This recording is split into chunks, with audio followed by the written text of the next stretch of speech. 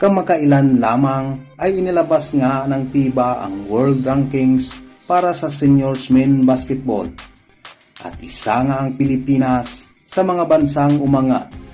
Mula sa FIBA World Rank number 38 ay tumaas nga ito sa rank number 34. Ito ay dahil na rin sa magandang ipinakita at performance ng ating kupunan sa nakaraang FIBA Olympic Qualifying Tournament.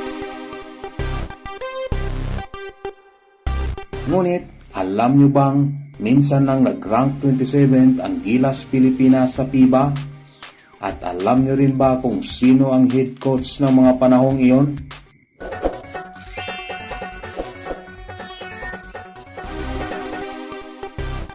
Sa bidyong ito ay ating pag-uusapan ang mga naging pag-angat at pagbagsak ng ating Gilas Pilipinas Men's Seniors Team sa FIBA World Ranking.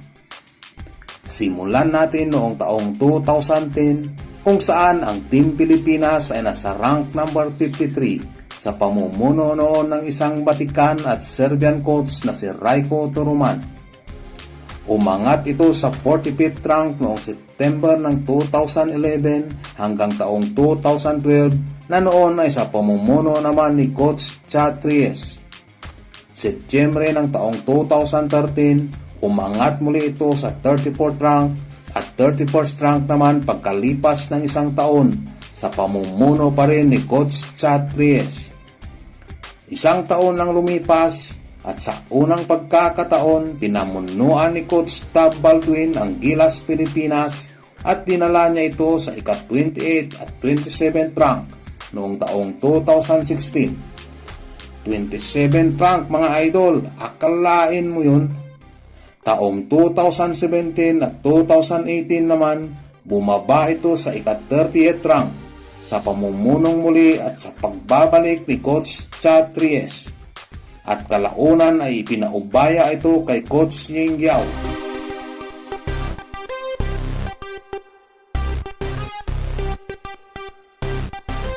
Isang taon nang lumipas, bumaba ito sa ika-31st rank hanggang Disyembre ng taong 2020 at August ng taong 2021 sa pamumuno naman ni Coach Mark Dickel, Jong Ochiko at sa nagbabalik na si Coach Tab Baldwin. Ilang buwan lang ang lumipas, Nobyembre ng taong 2022, lumagapak ito sa ika-40th rank na noon ay sa pamumuno naman ni Coach Ninad Bucinich at umangat sa ika-38th rank noong Setyembre ng taong 2023 sa pamumunong muli ni Coach Chad Reyes. At nitong Agosto lamang ng kasalukuyang taon sa pamumuno ni Coach Tim Cone, umangat muli ito sa ika-34th rank.